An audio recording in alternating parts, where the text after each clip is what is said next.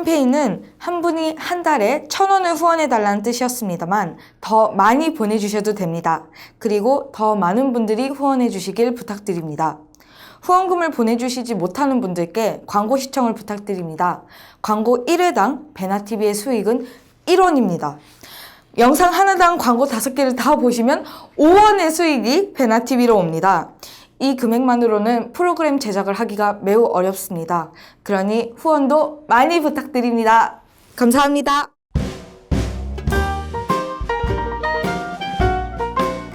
네, 시청자 여러분, 탈탈탈 2부 시작하도록 하겠습니다. 저희가 탈북 과정을 다 못 듣고 네. 1부가 끝났어요. 네. 네, 탈북 과정 그 5일 동안 어떤 일들이 있었나요?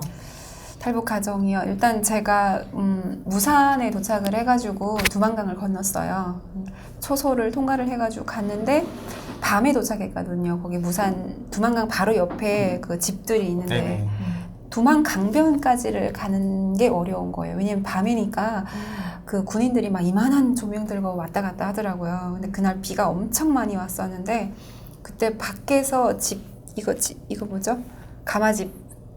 가만히요? 가만히. 네네. 가만히 쓰고 밖에서 자고 새벽에 두만강변으로 가서 그리고 또 하루 종일 산에 올라가가지고 있다가 또 밤에 돼가지고 두만강 건넜어요. 근데 저는 이미 아까 말씀드렸다시피 가족들이 다 먼저 와 있다 보니까 그 로정에 그냥 딱딱딱 다 사람이 배치가 되어 있었어요. 다 준비가 되어 있어요. 그 두만강 건널 때 돈을 두만강 내고. 건너자마자 난 돈을 어떻게 내는지 난 아무것도 모르지. 그냥 따라가니까 건너자마자 거기 대기하고 있던 사람 만나서 그 사람 차 타고 그 사람 집으로 이동하고 도착하자마자 거기서 아버지랑 통화를 했어요. 나는 너무 놀란 게 저희 아버지가 이미 두만강 건너기 전에 남조선에 있다는 얘기를 들었어요. 네.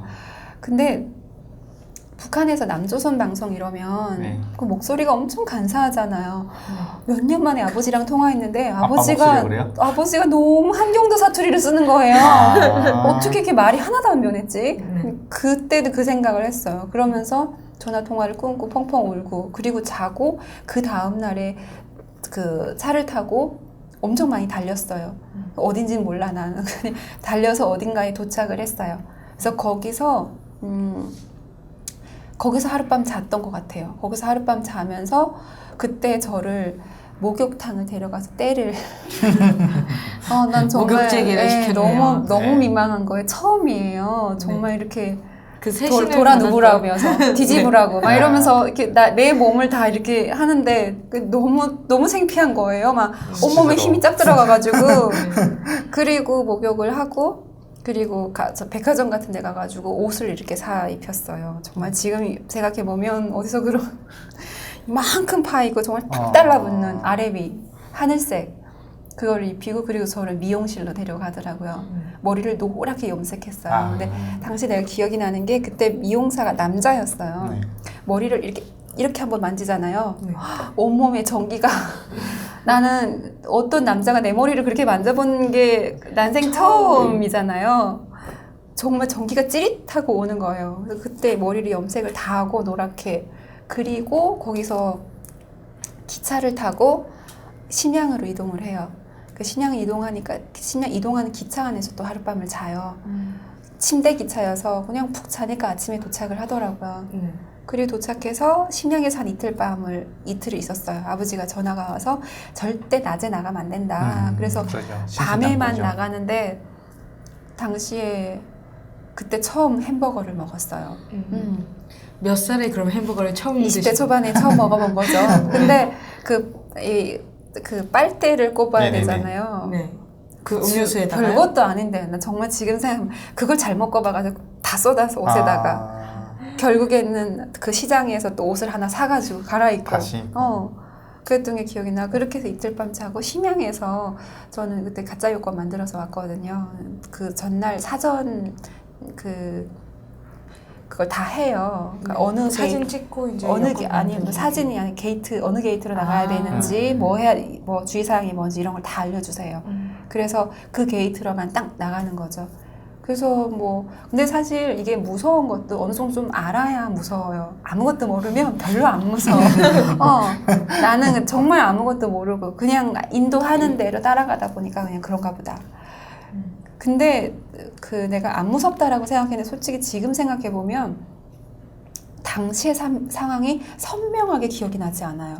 저번에 누가 뭐 비행기가 어느 나라 비행기였나, 뭐 승무원들이 한국 사람이네 외국 이런 거 물어보는데 기억이 안 나더라고요. 그런 거 보니까 좀 긴장을 하긴 했나 봐요. 아무것도 모르고 있었긴 했지만. 그래서 인천공항에 딱 도착을 하니까 교정원 분들이 마중 나와 있었어요. 그리고 인천공항에 도착했는데 그때 아버지, 오빠 마중 나오고 아버지 교회 분들 다 마중 나오고. 그 새벽기도 해주시는 새벽기도 해주신 네. 분들. 근데 저희 아버지가 새벽기도 하면 항상 그 얘기를 정말 많이 했대. 우리 딸이 엄청 예쁘다고. 그 얘기를 엄청 많이 했는데 당시에 제가 머리 탈색하고 머리는 노랗게 염색하고 옷은 이만큼 파인 옷을 입고 신발 이만큼 높은 거 신고 왔어요. 그리고 그때는 앞코가 이렇게 뾰족한 신발이 유행일 때 이만큼 긴 거 앞코가 그런 걸 신고 그리고 상상이 안 가네요. 그리고 더 중요한 게 그땐 지금은 그나마 이렇게 얼굴 살이 많이 빠졌는데 거의 돼지 같은 정말 얼굴에 살이 막 빵빵해서 터질 것 같은 얼굴 해가지고 이러고 공항에 딱 들어온 거예요. 근데다가 들어오자마자 오빠를 몇 년 만에 보고 아빠도 몇 년 보니까 울어가지고 제가 또 울 때 그렇게 안 이쁘게 울어요. 정말 오만상 찌푸리고 막 펑펑 울고 이러니까 지금도 그 찍어놓은 사진 보면 세상 그런 못난이가 없어. 진짜 너무 못생긴 거예요. 근데 그 아버지가 그렇게 저를 만나고 돌아가는 교회 그 버스에서 사람들 같이 저는 국정원 사람들 같이 가고 돌아갔는데 보통은 아유 딸이 예쁘더라 이렇게 얘기해줘야 되잖아요. 저희 아버지가 그렇게 예쁘다고 자랑을 했는데 그날 저를 본 교인들이 돌아가는 버스에서 아무 말도 없이 아주 조용한 상태에서 인사치레도 없이 정말 그렇게 인사말 한마디 없이 그렇게 돌아갔다는 그 후문이 있더라고요. 그럼 국정원에서 아버지랑 이제 헤어지고 네. 이제 조미영님은 이 공항에서 국정원으로 가시고 거기서부터 할게요. 네. 국정원에 도착을 했어요. 제가 국정원 도착했을 때가 저녁 시간이었어요. 딱 내다봤는데 빨간 십자가가 엄청 많더라고요. 저는 그때 뭐라고 생각했냐면 한국은 병원이 정말 많구나. 교회라는 걸 생각을 못했어요. 네. 그래서 되게 실수담들이 되게 많은데 처음에 놀랐던 거는 그 국정원 아실 거예요. 네네. 지키는 그 보초선 군인들이 네. 엄청 잘 생겼어요. 네, 그럼요. 엄청 키 크고 막 옷도 되게 멋있는 네네. 옷 입고 막 그런 것도 되게 신기했고 아까 간식 얘기하셨잖아요. 국정원에 조사를 받고 나면 제가 독실에 있다가 큰 방에 여러 명이 같이 만나게 돼요.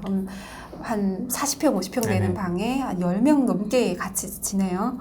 네, 그러면 일주일에 한 번씩 간식을 이렇게 큰 상자에다가 넣어가 주시거든요.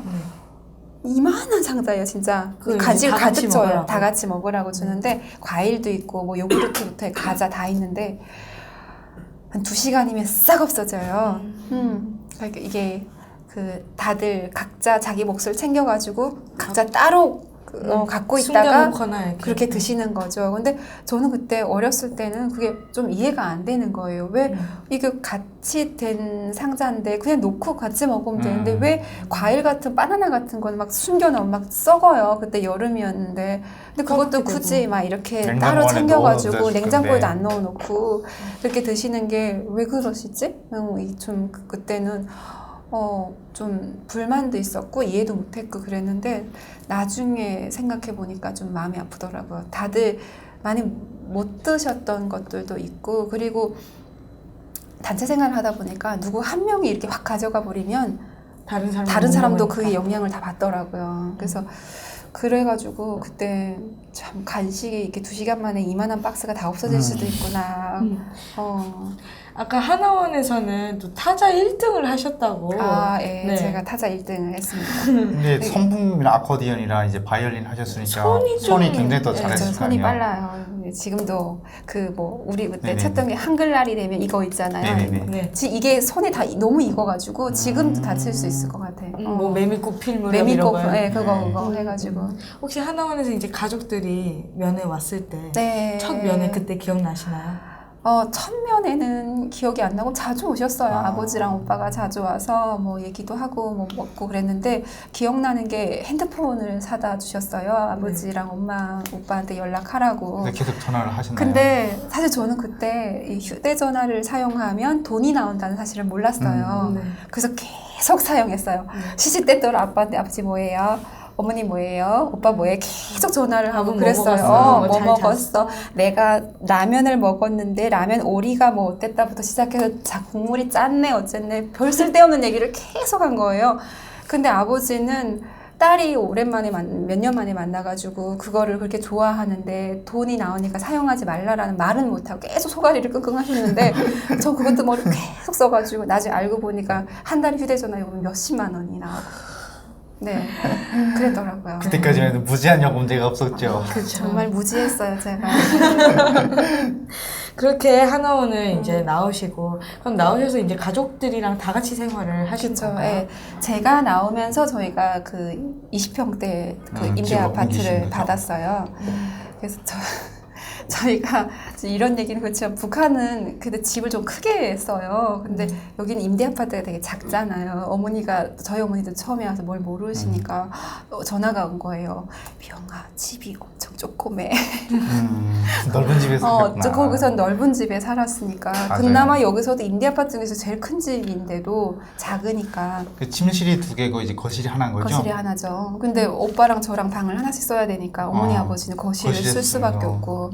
그래서 저희는 처음에 와가지고 근데 아버지랑 오빠가 저희보다 좀 몇 년 먼저 오긴 했지만 아무래도 남자들은 적응 기간이 조금 더 늦기도 하고 어머니 저보다 그래봤자 한 달 먼저 이러다 보니까 가족들이 다 각각 적응하기가 다 서로 적응하느라고 누구 힘든 걸 살필 새가 없었어요. 그래서 가족 서로 다들 밖에 나가면 엄청 긴장된 상태로 우리가 밖에 생활을 하잖아요. 그리고 집에 들어오면 예민해져 있는 상태. 이러다 보니까 집안에서 가족들끼리 부딪히는 경우도 많았고 많이 싸우셨고 저는 어렸을 때는 오히려 사춘기라는 게 없이 보냈어요. 근데 한국 와가지고 무슨 사춘기 20대 걸린 같아서. 애처럼 그렇죠. 엄마랑 시식 때때로 싸우고 다툼하고 뭐 엄청 좀 갈등이 우울증도 걸리지 않으셨나요?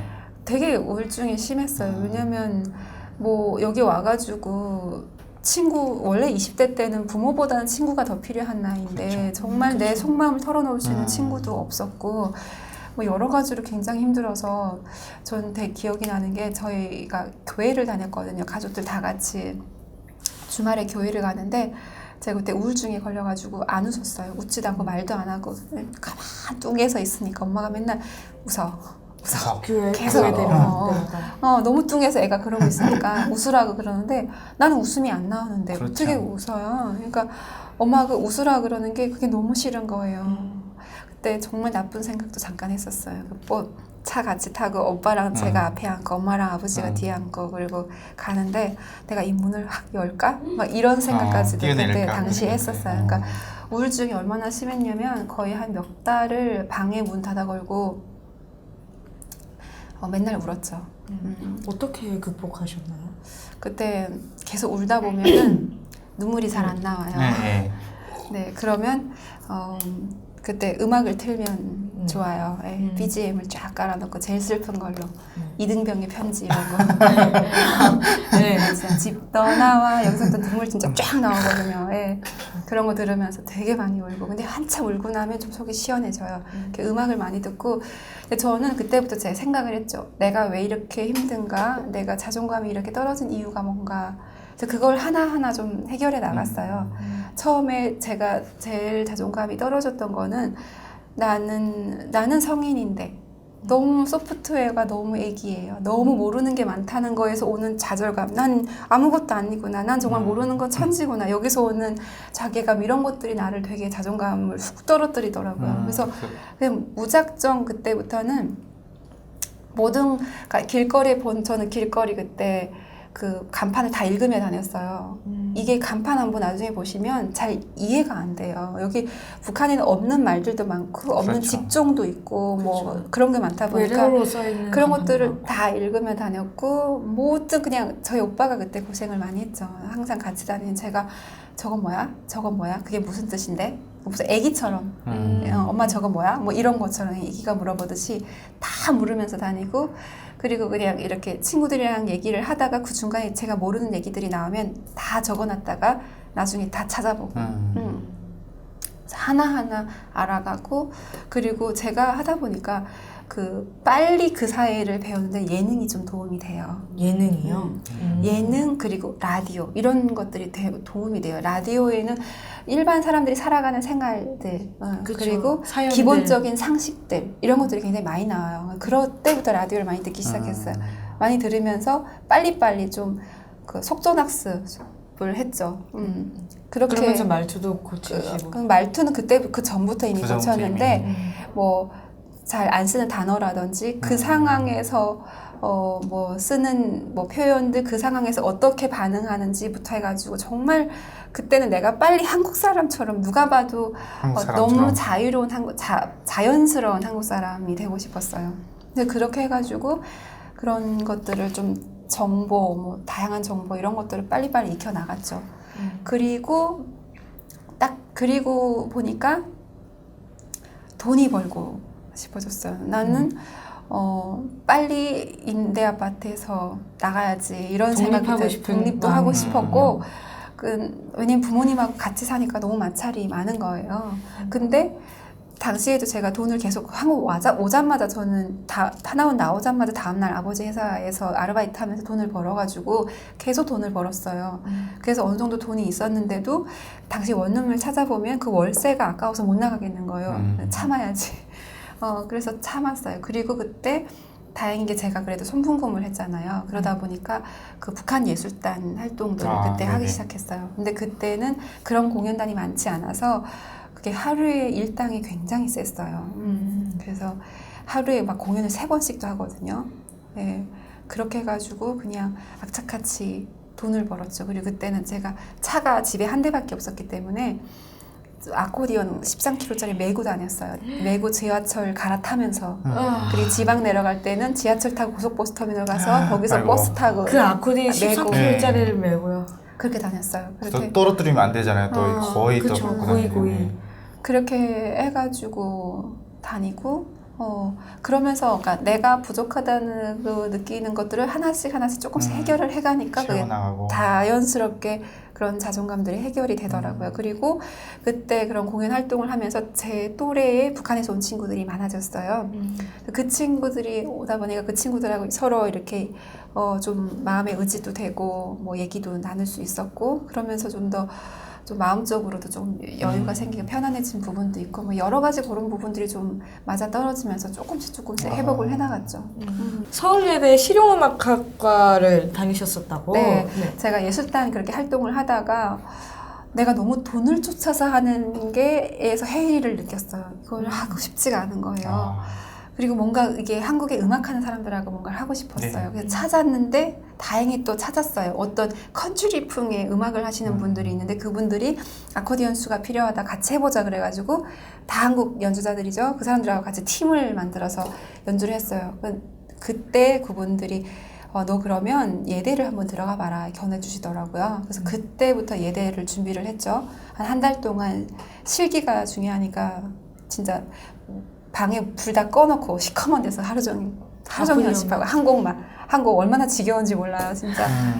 네, 그거 계속 연습을 해가지고 예대를 들어갔고 예대 생활이 저한테는 정말 한국 사회를 이해하는데 많은 도움을 줬어요. 그 안에는 그 예대에는 정말 돌플러스 아이들이 정말 많이 계세요. 네. 독특한 사람이 많죠. 정말 그게 뭐 독특하고 정말 재밌는 사람들이 많아요. 저희가 건물이 국악과 영화학과 그리고 실용음악과 이렇게 3과가 한 건물에 같이 있어요. 근데 정말 거기는 그 횡단보도에서 대자로 뻗어 있는 분들도 있고 네, 별 사람이 다 있어요. 그래서 와가지고 영화학과 애들은 와서 계속 말을 걸어요. 그래서 나중에 축제 때 얘기를 했는데 왜 그러냐, 왜 그런 이상행동을 많이 하냐 그랬더니 학교에서만큼은 자기가 제일 유명해져야 나중에 그 대중들에게도 유명해질 수 있고 이 이름을 알릴 수 있다는 거예요. 그리고 또 이렇게 어. 철판을 깔아야 된다고 모르는 사람한테 말 거는 그런 과제도 주고 막 그래요. 그러니까요. 예. 소신이 분명하더라고요. 네, 그래서 네. 그리고 또 실용음악과도 만만치 않거든요. 저희 교수님이 항상 에피소드 좀 말씀해 실용 주세요. 음주과라고. 예. 그래서 저희는 수업이 제일 빠른 수업이 11시부터 시작이 돼요. 왜냐면 항상 술을 먹고 늦게 자기 때문에 애들이 다 아이들을 그런 배려한. 네. 좋은데요? 좋죠. 네, 그래서 제가 그때 자취를 했어요. 자취해가지고 한 살 많은 언니랑 같이 살았는데 저희 집이 아지트죠. 저희 집에서 정말 자취방. 엄청 먹고 술 이만큼 둘러앉아 술을 먹다가 중간에 한 명씩 두 명씩 올라가요. 합주하러. 왜냐면 그때까지만 해도 연습실이 많지 않아서 합주 시간이 새벽까지가 있어요. 그럼 합주를 하면서 물론 저는 그렇게 많이 먹진 않았어요. 예. 알겠습니다. 음주동료를 하지. 확인할 길은 없지만 네, 네, 알겠습니다. 그렇지만 이렇게 친구들이랑 그렇게 같이 살면서 네네. 부딪히면서 배우게 되는 것들이 되게 많고 그래서 그렇게 저는 북한에 있을 때 관현악단이 아니었기 때문에 그리고 북한의 화음이 되게 단순해요. 북한은 화음 하나도 잘못 썼다가는 반동으로 몰릴 수 있어서 퇴폐 문화로 몰릴 수 있기 때문에 화음 하나도 정말 제대로 쓸 수가 없는데 한국에는 막 정말 다양한 그 화음들을 섞어가지고 다양한 악기가 섞여서 그 소리가 나는데 그게 너무 좋은 거예요. 나는 예대 다니는 동안 그 합주가 새벽에 있어도 하나도 안 피곤한 거예요. 그 다른 악기들이랑 같이 내 악기가 섞여가지고 그런 소리가 나는 게 너무 좋더라고요. 그래서 그 예대 생활을 2년 동안 정말 재밌게 했어요. 그렇게 예대를 나오셔서 어떻게 보면 계속 그 길로 갈 수도 있는 건데 지금 성균관대 또 신문방송학과를 다니고 그쵸. 계시잖아요. 여기로 이 방향이 바뀐 이유는 뭔가요? 제가 뭐든 포기가 좀 빠른 편이에요. 이렇게 좀 해보다가 이거 아닌가? 원래는 실용음악과를 나와가지고 아코디언으로 뭐 클래식 음악도 하고 또 실용음악 쪽 음악도 하면서 뭐 팀들도 하고 이랬는데 뭔가 제가 그 아코디언을 하면서 잘한다라는 느낌을 못 받겠더라고요. 내가 되게 부족하다라는 느낌을 항상 받으니까 내가 부족하니까 재밌지가 않은 거예요. 그래서 그러던 찰나에 우연히 라디오에 게스트로 출연을 하게 됐어요. 그랬는데 거기 작가님이 잘하는 것 같아요. 그래서 한번 고정으로 리포터를 한번 해볼 생각이 없느냐. 그래서 그때 우연히 리포터를 시작을 하게 됐어요. 그리고 나레이션 같은 것도 맡아서 하게 됐고 이랬는데 주변에서 잘한다 이렇게 칭찬을 해주시니까 재밌는 거. 더 잘할 수 있게 되는 거잖아요. 그리고 또 재밌더라고요. 그게. 그래서 그렇게 우연히 라디오를 시작하게 됐는데 너무 재미있고 그리고 또 제가 항상 운전을 어느 순간부터 차가 생겨서 악기를 항상 차에 싣고 다니다 보니까 운전을 자주 했는데 저는 CD보다는 항상 라디오를 들었거든요. 그러니까 제가 워낙 라디오를 좋아하고 듣는 것도 좋았는데 또 하는 것도 되게 즐겁고 그렇다 보니까 내가 라디오 쪽으로 한번 해봐야겠다라는 생각이 들었어요. 사실은 진행이 하고 싶었어요. 그래서 한민족 방송 프로그램들 진행자분들의 양력을 쭉 봤는데 다 박사시더라고요. 네. 나도 그러면 공부를 더 해야겠구나. 아직 부족한 게 많고 모르는 것도 많으니까. 그래서 예대는 전문대거든요. 네, 성대를 편입해가지고 졸업을 하고 바로 이어서 지금 대학원. 석사를 공부를 하고 있죠. 지금 그래서 몇 학기세요? 지금은? 지금 3학기 끝났어요. 네, 이번에. 한 학기 남으신 네, 거예요? 그렇죠. 그 외에 지금 현재도 라디오 이제 활동을 계속 많이 하고 계시잖아요. 어떤 활동을 하고 계신지. 저희 KBS 한민족 방송에서는 통일 뉴스라고 해가지고 일주일 동안 통일과 관련된 뭐 여러 가지 단체 행사들이라든지 뭐 통일부 관련 뭐 행사들 이런 것들에 대해서 리포팅을 하고 있고요. 혼자서 하시는 거예요? 예. 아니 혼자 하는 게 앵커분이 계시고 저는 네네. 그냥 리포터로 아, 출연을 네. 하는 거고요. 그리고 국민통일방송에서는 탈북민들 만나서 뭐 얘기도 나누고 여러 가지 그 코너들이 있는데 북한으로 송출되는 라디오에 이거는 북한에 계신 분들을 대상으로 하는 거고 네. 북한에 계신 분들 중에서도 좀 젊은 청년층을 대상으로 그분들이 궁금해할 만한 뭐 다양한 정보라든지 또 뭐 음악이라든지 여러 가지들을 들려드리는 그런 이렇게 조미영의 청춘통일이라는 프로그램을 진행을 하고 있고요. 그리고 지금 KTV에서는 마실 카페라는 프로를 지금 또 고정으로 게스트로 출연을 하고 있는데 여기는 여성 관련 정책들을 많이 다뤄요. 예, 그래서 그런 프로그램도 하고 있고, 그리고 대학원 다니고 있고, 그리고 또 제가 평화통일 강사예요. 그래서 뭐 중고등학생들이나 일반인들 대상으로 강연도 하고 있고. 그렇죠. 너무 바쁘셔가지고 네. 사실 오늘 촬영 날짜 잡기도 굉장히 힘들었거든요. 저희가 굉장히 네. 여러 번 연락하고 지금 이런 여러 가지 활동을 네. 그러면 라디오를 하신 지는 얼마나 되신 거예요? 라디오 한 지는 제가 KBS 시작한 지는 한 4년 4년 5년 정도 된 것 같아요. 네. 이 라디오 일을 하시면서 가장 기억나는 일들은 어떤 일들이 있을까요? 아무래도 제가 그냥 흘려들었던 북한 관련 뉴스들을 더 이렇게 많이 챙겨보게 돼요. 그러니까 제가 뉴스를 리포팅 해야 되다 보니까 그렇죠. 그래서 북한 소식이라든지 한국에서 있는 통일 관련 행사들에 대해서 누구보다 조금 계속 그 정보들이 업데이트가 되고 있다는 게 저 개인적으로는 되게 좋아요. 왜냐면 어쨌든 북한을 위해서도 통일을 위해서 노력하시는 분들이 많이 있다는 게 저희 입장에서는 되게 반갑고 고마운 일이잖아요. 그렇죠. 예. 그러니까 내가 하는 일에 더 좀 자부심도 느껴지고 고마운 생각도 많이 들고 그런 것도 되게 좋고, 근데 제가 국민통일방송에서 청수통일을 진행을 하면서부터는 사실 저도 북한 사람이었지만 저도 북한에 대해서 다시 생각해보고 그런 남북 간 문제라든지 이런 것들에 보는 시각도 조금은 달라진 게 있어요.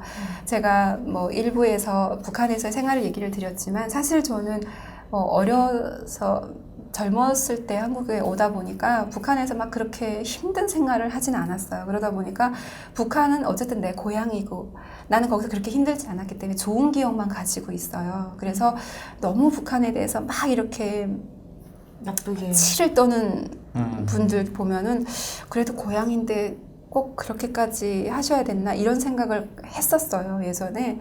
근데 제가 라디오를 진행하면서 북한에 오신 분들, 탈북민들 만나서 북한에서의 생활, 또 탈북 가정 얘기 듣다 보면은 북한 사람이라고 해도 다 똑같은 북한 사람이 아니고 그 그렇죠. 안에서의 생활들이 다 다르구나라는 걸 느꼈고, 정말 그분들이 치를 떨 수밖에 없는 그 이유가 제가 너무 이해가 되더라고요. 정말 이게 너무너무 고생하신 분들이 많이 계셔서 진짜 북한에 계신 분들도 북한을 모르니까 제가 하는 방송이 오히려 더 진짜 이게 꼭 필요한 일이라는 걸 느꼈어요. 왜냐하면 거기 계신 분들은 내가 사는 동네만 하는 거죠. 거기밖에 모르시거든요. 그래서 그분들에게 정말 북한에서 사회가 이렇고 북한에서 이런 겪은 일들 있는 사람들이 있다라는 얘기를 해드리는 게 얼마나 중요한 일인지 또 느끼게 되고 그런 것 같아요. 또 아까 평화교육 강사로도 일을 하고 계시다고 했는데 네. 주로 대상은 누군가요? 주로 뭐 학생들도 하고요, 일반인 분들도 하시고. 그런데 저는 물론 제가 강사로 하기 때문에 북한 관련된 뭐 소식이라든지 이런 것들을 제가 잘 정리를 해서 말씀드려야 되는 부분도 있지만 제가 되게 중요하게 생각하는 게 있어요. 저는 초등학생들한테는 뭐 이렇게 남북강 이런 얘기는 전혀 안 해요. 초등학교 때는 초등학생들에게는 우리나라에 북한이라는 이런 땅이 있는데 여기 함경도라는 데가 있어요. 함경도는 오징어가 많이 생나요. 그러니까 애들이 북한에 대해서 알았으면 좋겠는 마음이 있어요. 그러니까 이게 뭔가 알아야 관심도 가지게 되는 그렇죠. 거잖아요. 네.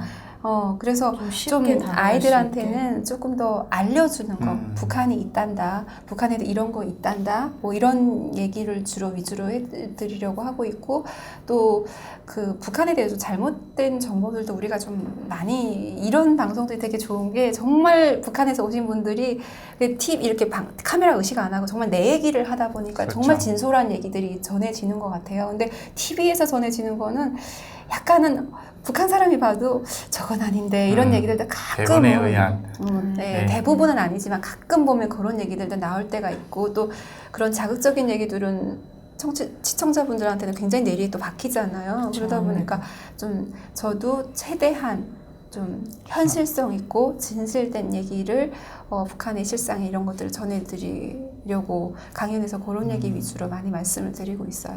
사실 미영 씨랑 만난 게 이제 네. 그 우양재단에서 하는 이제 그 평화통일 이제 강사 양성 그쪽에서 만났거든요. 양성 교육할 때.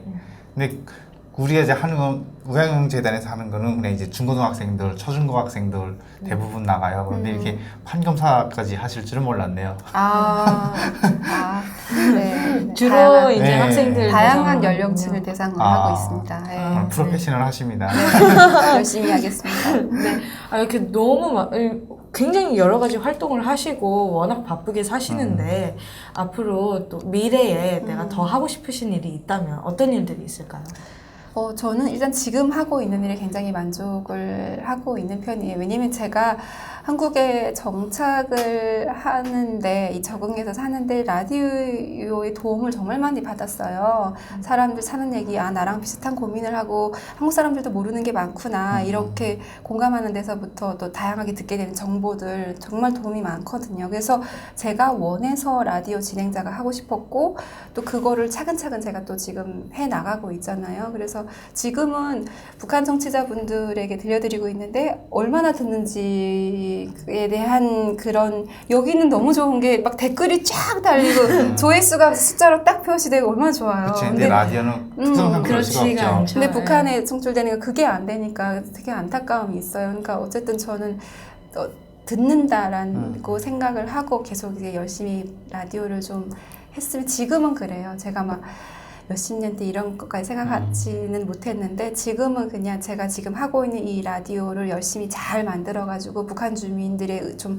의식이 깨어나고 좀 마음에도 위안도 얻고 이러는데 좀 도움을 드리고 싶은 마음이 있고, 나중에 통일이 된다면 통일이 된다고 해도 저는 이 일을 하고 싶어요. 왜냐면 저희 같은 사람들이 할 수 있는 일들이 분명 있을 거라고 보거든요. 그러니까 저는 북한을 살다가 오고 또 한국 사회도 경험했고, 그리고 저는 이 한국 사회를 정말 모든 순간 제 몸으로 다 부딪히면서 하나하나 깨달아갖고 배워갔기 때문에 그런 얘기들이 북한에 계신 분들에게도 되게 도움이 될 것 같아요. 그래서 양쪽을 다 아니까 그런 얘기들을 좀 잘 전달할 수 있는 그런 방송 진행자가 되고 싶어요. 네. 근데 그 미영 씨가 이제 방송하는 거 보면 시청자들이 굉장히 말을 잘하신다고. 근데 이제 뭐 말의 내용도 좋지만 발음이랑 음량이랑 음색이 너무 좋다고 하시거든요. 맞아요. 제가 라디오용이에요, 목소리가 이게. 아, 근데 TV는 이거보다 조금 더 치고 나와야 되는데 네네, 조금 그쵸. 톤도 높고 탁 네네. 치고 나오는 게 있어야 되는데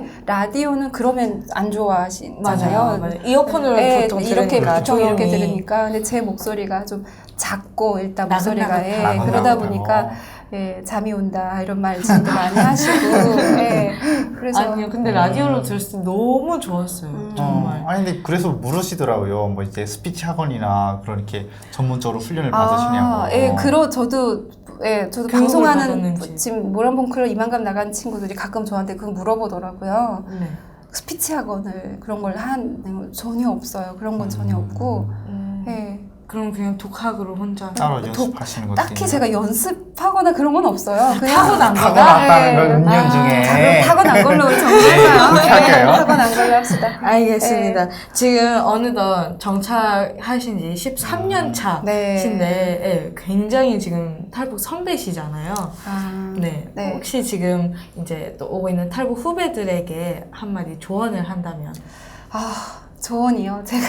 제가 막 뭐 이렇게 조언할 수 있는 입장은 아닌데, 어쨌든 제가 그래도 나중에 오실 분들이 겪어야 될 일을 먼저 겪은 사람으로 한 말씀 드리면, 되게 처음에 왔을 때 힘든 게 많아요. 진짜 겪어보지 않으면 모르는 별게 다 그렇죠. 힘들어요. 진짜 사소한 것까지 모르는 것도 많고. 근데 처음에 와서 되게 힘들어하는 것들이, 나는 빨리빨리 해나가고 싶은데 이렇게 빨리빨리가 모든 게 다 안 될 때 따라오지 맞아. 못하는구나. 그런 거 되게 안타까워요. 그러니까 말도 빨리 고치고 싶지만 그 어느 정도 시간이 필요하거든요. 그래서 항상 제가 좀 느긋하게 가져, 마음을 맞아요. 느긋하게 가져. 지금도 잘하고 있어 이런 얘기 해주는데, 너무 그렇게 조급한 마음 갖지 않아도 시간이 지나면 자연스럽게 해결되는 것들이 분명히 있다는 거, 너무 조급해하지 않았으면 좋겠고, 그리고 제가 이렇게 모든 자신감을 가지고 이렇게 좀 밝게 열심히 하는 게 중요한데, 그러려면 좀 북한에서 와가지고 난 북한 사람, 나 아무것도 몰라, 이 자존감이 좀 회복이 되는 단계가 저는 분명히 있어야 되고, 그게 되게 중요한 단계라고 생각을 하거든요. 근데 가끔은 너무 속상해요. 이것도 모르겠어요. 저것도 모르겠어요. 이렇게 해서 떨어지게 되면은 뭐 끈도 한도 없어요. 그래서 저는 그냥 제 경험인데 내가 제일 부족하고 내가 제일 자존감이 떨어지게 나를 제일 자존감이 없게 만드는 게 뭔지를 찾아서 일단 그거부터 작은 거부터 하나하나 해결하다 보면은 그런 것들은 그냥 마냥 난 자신감 가져야지. 난 자신감 가져야지. 아무리 이래도 자신감은 안 그렇죠, 안 생기더라고요. 생기죠. 그게 아니라 행동으로 뭐 하나씩 조금 이런 거라도 내가 실천하고 나면 자연스럽게 그런 것들이 이렇게 회복이 되더라고요. 작은 것부터 성공하기 시작하면 그것들이 쌓여서 그래서, 큰 자존감으로. 내가 만약에 뚱뚱하다 그러면 내가 뭐 한 2kg만 일단 먼저 빼보겠어. 이렇게 해가지고 뭐 외모도 중요하잖아요. 한국 사회는. 그러니까 만약에 그렇다 그러면 2kg만 먼저 딱 2kg 운동해서 힘든데 500g만 줄일까요? 네. 먼저 500g만 그렇게 줄이는 작은 그렇게 목표부터. 작은 네. 목표부터 세워가지고 그렇죠. 해결하다가 보면은 그런 자신감도 좀 생기고 자신감이 생기면 다 할 수 있어요. 그럼요. 뭐든 잘 해낼 수 있는 것 같아요. 지금 또 부모님들이랑 오빠도 정착 10년이 넘으신 분들이잖아요. 네. 그분들은 지금 혹시 어떻게 생활을 하고 있는지 저희는 각자 알아서 잘 살고 있을 거예요. 자세히는 모르시고. 저희 오빠도 이제 결혼해가지고 따로 사니까 뭐 그렇게 연락을 자주 하진 않아요. 아. 네, 그래서 근데 워낙 뭐 잘 지내고 있고요. 저희는 근데 한국 오자마자 진짜 각자 열심히 살았어요. 그래서 제가 듣건데 이제 대한민국 탈북자 1호로 네. 이제 은행원이 네, 되셨다고 네, 들었어요. 네, 맞아요. 은행원이고 지금 네. 10년차 과장님으로 잘 지금도 지금, 과장님. 네, 하고 있고 또 저희 오빠는 항상 공채라는 거, 특채 아니라는 거 네, 밝혀주기를 원하고 걔네 잘 지내고 있어요. 그리고 저희 아버지 어머니가 두 분이 정말 열심히 사세요. 그 두 분이 워낙 열심히 하기 때문에 저희가 열심히 안 할 수가 없어요. 네, 그리고 이제. 얼케분도 제가 또 알고 있는 네. 네. 이제 친구거든요. 또 굉장히 또 이제 열심히 사는 네. 친구거든요. 그래갖고 네, 모든 네, 가족이 무사히 와서 네, 다 아주 지금 열심히 살고 있고 굉장히 행복해 보여요. 네. 행복한 거죠. 저는 진짜 네. 진짜 요즘 들어서 부모님이 건강하신 게 정말 감사하다는 그럼요. 생각을 너무 많이 하고 또 우리 오빠가 이렇게 열심히 살아주고 우리 올케가 또 이렇게 열심히 공부해 좋은 직장 들어가서 잘 지내고 있는 게 너무 고맙고 가족들이 각자 잘 지내고 있는 거 그게 제일 그게 감사하더라고요. 예. 그렇죠. 음. 네. 아, 다행이네요. 오늘 이렇게 북한 생활부터 잘 기억나지 않는 탈북 네. 과정까지 네, 쭉 말씀을 해주셨는데 네. 출연 소감도 한마디 부탁드립니다. 그래서 저는 제가 원래 이런 자리에서 네. 얘기해 주세요. 그렇죠. 어땠나요? 네. 이런 네. 입장이었는데 제가 네. 이렇게 앉아가지고 하니까 나 오늘 무슨 얘기하지 고민을 많이 하면서 왔거든요. 근데 잘 이렇게 이끌어 주셔서 저도 옛날 얘기할 수 있어서 되게 좋은 것 같아요. 그리고 네, 한국에 오니까 이렇게 누구랑 얘기를 나눠도 사실 요즘은 다들 내 얘기하기 바쁘지 남 얘기 일을 이렇게 귀 기울여서 들어주는 사람이 별로 그럼요. 없잖아요. 근데 이렇게 제 얘기를 집중해서 두 분이 저를 바라보면서 눈도 떼지 예, 않고. 이 시간만큼은 이제 네. 미영 씨가 주인공이 주인공이네요. 되는 그러니까 그런 이렇게 미영 씨만의 들어주셔서 시간이니까. 너무 감사하고 그리고 또 이 방송을 이렇게 많은 분들이 정말 애청을 그럼요. 해주시더라고요. 이렇게 탈북민들도 북한 이런 문제에 관심을 갖고 해주시는 분들에게 정말 감사하다는 얘기를 꼭 드리고 싶어요. 네, 아유. 즐거웠습니다. 고맙습니다. 네. 감사합니다. 자, 이 시간의 주인공은 조미영 씨입니다. 네. 장현 씨도 오늘 네. 조명님 이렇게 초대해 주셨는데 네. 출연 소감 한마디 해주세요. 이제 원래 미영 누나라고 부르는데 이제 방송 특성상 이제 미영 씨라고 부르는데 되게 뭐 이제 어색하네. 그런데 이제 누나를 알지 이제 거의 5년 된 것 같아요. 네, 5년 꽤 정도 됐어요. 됐는데 네. 되게 바르고 되게 또 너무 예쁘시잖아요. 되게 그렇죠. 너무 바르고 예의가 바르세요. 그리고 이제 또 나긋나긋하시고 그래서 되게 존경스러워하던 누나였거든요. 그게 네, 너무 되게 갑자기. 나이가 많아 보이잖아요. 왜 그래요? 진짜 저도 나이가 모범사례, 많아요. 정착 모범사례 네. 같아요. 네. 그래서 그 이제 누나를 그래도 좀 안다고 했는데 또 이번 시간을 통해 갖고 또 내가 모르던 것들을 또 이제 알게 돼서 참 누나를 좀 더 깊이 이해하게 된 것 같습니다. 네. 네, 그래서 두 열심히 응원하도록 하겠습니다. 네. 알겠습니다. 우정 오래오래 지켜나가시길 바라고 또 가족들 이렇게 탈북자 가족들이 이산 가족이 되는 경우가 굉장히 많은데 더 많은 가족들이 좀 무사히 한국에 와서 행복하게 살았으면 좋겠다는 생각을 하고요. 네. 또 시청자 여러분은 국민통일방송 라디오도 네. 많이 시청해 주시길 바라며 오늘 탈탈탈은 여기에서 마무리하도록 하겠습니다. 시청해 주셔서 감사합니다. 고맙습니다. 감사합니다. 행복하세요. 행복하세요. 감사합니다. 네, 수고하셨습니다. 수고하셨습니다. 아, 국민통일방 네. 밥 사달라고 그때 그랬었잖아요. 기억나요? 와, 그랬어요? 아, 저희 그 이후로 밥 한 번도 못 먹었어요. 누나랑 밥 먹기가 너무 힘들어요. 그러니까. 누나 너무 밥 바빠가지고. 웃으면서 나중에 사진 아, 하나원에서는 가장 기억나는 게 어떤 일이? 하나원은 제가 타자 1등 했어요. 그래서 다른 손으로 했어요? 간이 안 했는데 손이 빠르니까 아.